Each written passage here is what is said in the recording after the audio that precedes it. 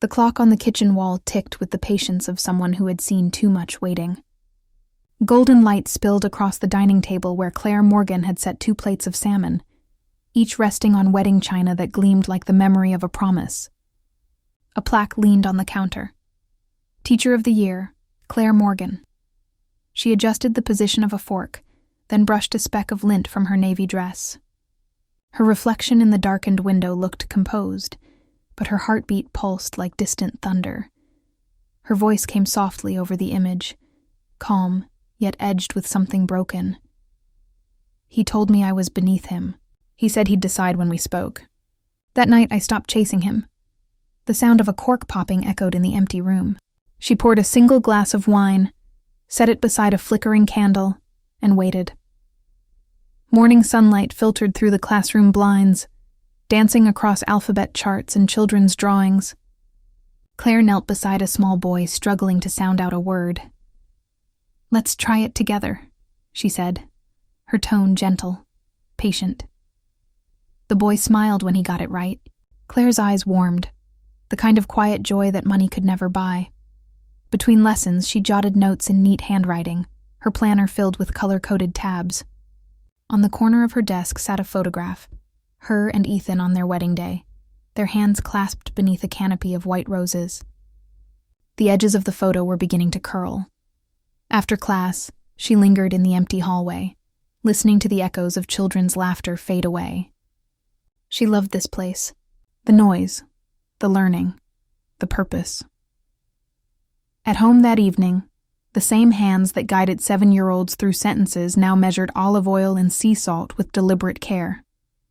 She folded napkins, lit candles, and glanced once more at the sticky note on the mirror.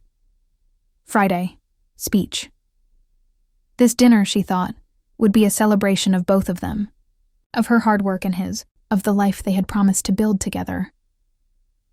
Across the city, in a tower of glass and steel, Ethan Walker leaned over a polished conference table surrounded by men in tailored suits. His words were crisp, precise, designed to win. The partners listened, some impressed, others calculating.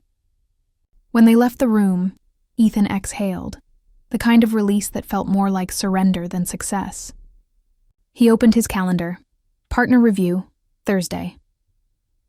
As the office lights dimmed, he noticed the framed photo of him and Claire on his desk. For a second, something almost human crossed his face. Then he turned the photo face down and adjusted his cufflinks. "Not tonight," he murmured, and walked out. By 7, the candles had burned an inch lower. By 8, the salmon had lost its shimmer. Claire checked her phone. One unread message, running late. "Partner thing, eat without me." She typed, "It's okay," then deleted it, twice. The house was too quiet. The clock ticked louder, echoing against the silence. She adjusted the napkin again, trying to pretend the night was still salvageable. At 9:30, the door opened. The scent of expensive cologne filled the hallway. Ethan walked in, tie loosened, eyes on his phone.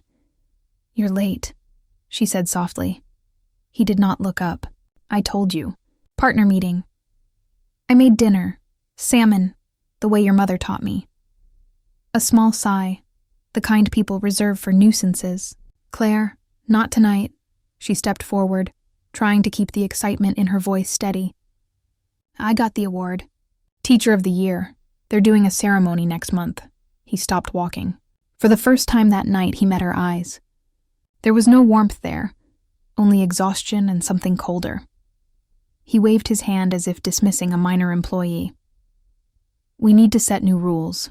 From now on, I'll decide when we talk or spend time together. You need to stop chasing me. It's beneath both of us." Her breath caught. "Chasing you?" "Yes."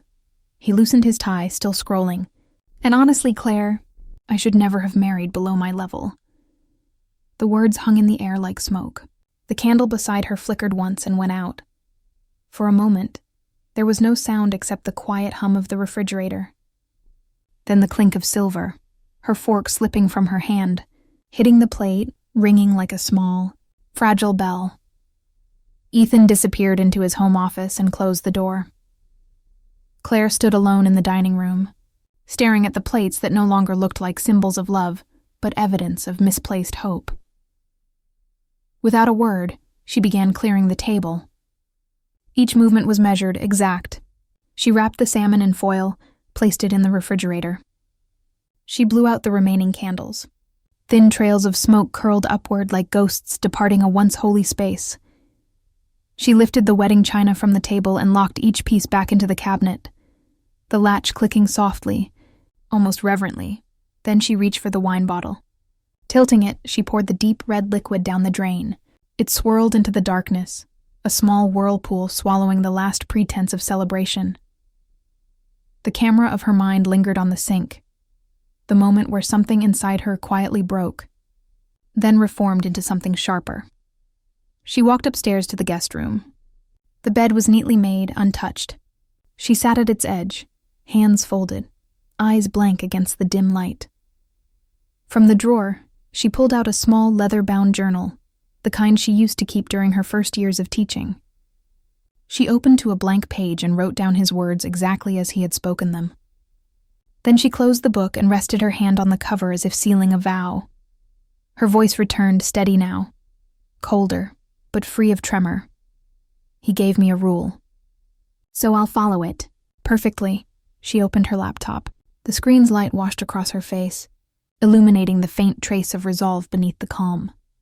Her cursor hovered over the send button of a drafted email, the recipient's name unseen. She clicked. A soft whoosh broke the silence. When Claire clicked send, the world did not erupt. It rearranged itself with the slow, precise efficiency of a machine that had been running out of balance for years. She began with the smallest of changes, the ones the household had grown used to not noticing. On a Wednesday morning, she made one coffee and set one plate on the table. The second mug sat empty in the cabinet where his favorite had always waited. She walked past the dry cleaner without stopping. She left his briefcase on the hall bench where he usually found it waiting, untouched. These were gestures that resembled forgetfulness, until someone who had been relied upon for 3 years realized the pattern. Ethan stood at the kitchen doorway, steam lifting from his cup, and did not at first understand why the spoon was not where he expected it. Confusion crossed his face like a small bruise. He reached for his phone and found 3 missed calls in a row. He put the phone back into his pocket as if it were a device he did not know how to use. Claire watched him with the same calm she had used to fold napkins. She felt no triumph. She felt only the clear, surgical certainty of a plan beginning to function. She made space in other ways, too. She called her sister Maya, and the conversation was brief and ordinary, the way lifelines often are. "Are you okay?" Maya asked. "I am making room," Claire said. The words felt simple and true, and they landed between them like a promise. Lunch with Olivia came next, a small daylight reprieve. They met at a cafe where the chairs were close and the noise was forgiving. Olivia laughed at a story about a parent conference. Claire laughed too, but her eyes watched the doorway the way one watches the tide for signs of arrival. She told Olivia that she had signed up for a pottery class. The announcement was casual. The meaning was not. The pottery studio smelled of damp clay and warm dust. Mrs. Reynolds moved among the wheels like an old gardener among pots, hands steady, eyes soft. When Claire sat down and pressed her palms against the cool mound of clay, the material pushed back and then yielded, and with that exchange something inside her loosened. Clay took the shape her hand suggested without argument. The wheel spun. The sound was hypnotic and precise. Margaret told them to breathe, to center, to let mistakes be part of learning. Claire let her fingers remember what it is to build something with patient repetition. She left class with damp marks on her palms and a small, imperfect bowl curling in the base of her bag. The bowl would be asymmetrical and honest. It would not be a monument, but it would be hers. Practical work followed the inward work. Claire opened a checking account in her name at a bank, where the teller asked a few professional questions and stamped a form with a polite efficiency that felt like respect. There was no drama, only steady documentation, account numbers, small automatic transfers, a plan for regular savings.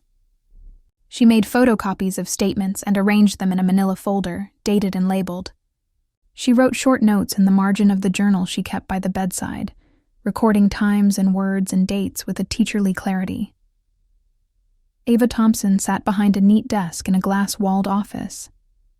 Her manner was professional, not theatrical. She listened and then said what a lawyer must say. Options, timelines, risks. She did not promise vindication. She promised preparation. In our state, Ava said, the law recognizes contributions that are not always reflected on a paycheck. We will proceed carefully. Expect friction, not miracles. Claire nodded. The counsel was a cold light, precise and useful. It made the next steps possible. At school, colleagues noticed changes that had nothing to do with gossip and everything to do with presence. Olivia watched Claire as if watching a friend rediscover a room they had stopped noticing they owned. Parents who once assumed the household ran on invisible labor began to ask awkward questions when Ethan appeared in town, with an expensive watch and a practiced smile. Rumors are a soft kind of weather. They shift the air and pressure those who stand in it. Melissa, Ethan's sister, became a brief and complicated figure in Claire's new map. She appeared at the school partly by chance, partly by family loyalty. In a quiet hallway Melanie knew, Melissa spoke haltingly, the words tasting like apology and regret. I did not know he had said those things, she confessed, glancing down at her hands as if they carried blame. I wish I had told you sooner. Claire listened, and in her expression there was not a rush to anger, but an invitation to truth. Melissa's discomfort mapped for Claire the divided loyalties that had sheltered Ethan's arrogance. The confession did not excuse him. It only added small human pieces to a man who had been monstrous in one room and frightened in another. As Claire's restraint hardened into routine, Ethan's life began to announce itself in glitches. His shirts waited unclaimed at the dry cleaner. His favorite mug sat alone and cold. He found himself searching not only for the objects he used to take for granted, but for the natural lift that used to come when Claire greeted him at the door. Calls stacked up with no reply, and messages accumulated like small stones placed on a path. At night, he rehearsed apologies in the dark, shaping words like legal arguments. He practiced phrases in the car mirror, testing accents and cadences, trying to craft contrition that would be convincing. The scenes of his practice were small and private. A man in a polished car, his jaw working as if learning lines for a play. He practiced logic and then tried sentiment. Both felt foreign to him. On the 12th day, Claire ignored the phone in the pottery studio. The wheel sang under her palms. She watched a little bowl emerge from the clay, and she felt the ease of attention return to her hands. Margaret noticed the missed call icons on Claire's screen and lifted a brow in a manner that was neither invasive nor judgmental. A nod across wet clay said more than 1,000 arguments could. Ethan's attempts escalated like a tide-finding force. He texted. He called. The silence he had demanded of her now became an accusation he could not name. Frustration curled into a new script. Public apology, grand gestures, explanations rehearsed to be neither too weak nor too strong. None of it reached the center of what had been taken from him, the steady labor of care that had allowed his life to look pristine. Then, on a Friday afternoon at pickup, the inversion happened. Claire walked into the school lobby where the bright chaos of children and parents kept the world honest. He stood in the middle of it with a bouquet of roses, their stems too long for the informal place he had chosen. He looked unmoored. The suit that once made him part of the glass tower felt awkward among backpacks and lunchboxes. The lobby hummed. Conversations paused. Children drew closer, not understanding but sensing the size of the moment. Ethan held the roses like proof that he had not entirely misjudged the balance. He stepped forward and opened his mouth to plead. Claire met him with the calm of someone who had rehearsed not words, but boundaries. She repeated precisely the rule he had set for their lives. She mirrored his logic and returned it with the quiet clarity of someone refusing to be gaslit into submission. The crowd leaned in. The air tightened. Ethan reached into his coat as if to find salvation. Instead of a card or a second bouquet, his hand closed around an envelope. The gesture was sudden and strangely ordinary. Paper seemed small in the hush. Claire watched it as if she had seen the sign of everything to come. The frame narrowed to that single movement, to the white rectangle between his fingers, to the unreadable pressure in his face. She did not move. The lobby held its breath. The envelope in Ethan's hand trembled slightly, the thin paper bending beneath his grip. Around them, the noise of the school lobby had softened to a hush. Children stared, unsure if they were witnessing trouble or love. Claire took the envelope, not because she wanted to, but because the weight of refusal in public would have turned the moment crueler than it needed to be. Ethan's voice came low, almost human again. "Please, just read it." She did not answer. She only nodded once and walked away. The sound of her heels echoing against the linoleum like the slow beat of a clock marking the end of something. In the quiet of her car, she placed the envelope on the passenger seat. The late afternoon light spilled over it. The handwriting on the front was his, familiar and foreign at once. She stared at it for a long time, her breath steady, her face unreadable. Then she opened the window, letting the wind brush against her skin. She did not tear the envelope, nor did she read it. She simply let it sit there as the light changed from gold to dusk, until it no longer mattered what words it contained. 2 days later, Claire sat across from Ava Thompson in a quiet office high above the city. The view beyond the glass was muted by fog. Files lay open on the polished desk. Timelines, figures, legal phrases that looked both impersonal and intimate. Ava spoke with calm precision. "We will move forward with the filing next week. The objective is not punishment. It is protection. What you built deserves to remain yours." Claire nodded, her voice steady. "I do not want revenge, Ava. I want peace." The attorney's eyes softened. "Peace is expensive," she said gently, "but not impossible." Claire signed the first page. The sound of the pen scratching paper felt ceremonial, like the first line of a story written by someone who finally owned her voice. Ava guided her through the steps. Process service, disclosure, negotiation. There was no anger in the room, only focus. The quiet focus of women who had learned how to survive among systems designed to dismiss them. When Claire left, the wind outside smelled of rain. She stopped on the steps of the building and lifted her face toward the gray sky. For the first time in years, she felt weightless, though not yet free. Across town, in an office built of glass and ego, Ethan Walker sat at his desk with his mentor, a senior partner named Richard Hale. "You are losing control of the story," Richard said, not unkindly. "The firm does not like distractions, especially domestic ones. You need to handle this quietly." Ethan rubbed his forehead, his hands trembling. "She will not answer my calls. I just wanted to fix it before it went public." Richard's tone carried the patience of experience. "Sometimes, Ethan, you do not fix what you broke. You live with the evidence of how it happened." The older man left him alone. Ethan stared at the window where his reflection was faintly visible. The city moved below, indifferent. He reached for his phone again, but the silence on the other end was complete. He finally opened his own envelope, the divorce notice delivered to his office that morning. His name on the papers looked official, distant and final. The language was calm, almost kind. It was the quiet professionalism of someone who had once loved him enough to be thorough. For a long time, he did not move. Weeks passed. Claire returned to Ava's office for the final signing.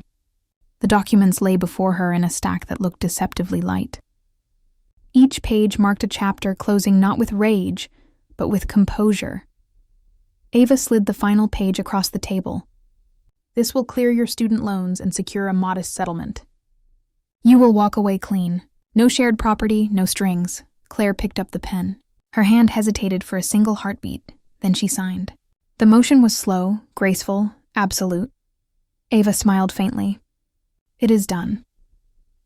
That night, Claire sat alone in her apartment, a space painted in quiet colors, the kind of quiet that felt earned rather than lonely.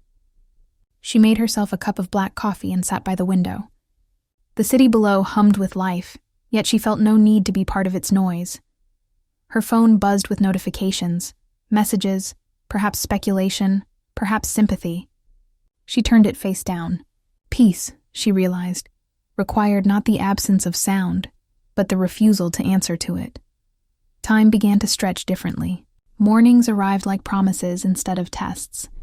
Claire taught her students with renewed patience, noticing how their small victories echoed her own.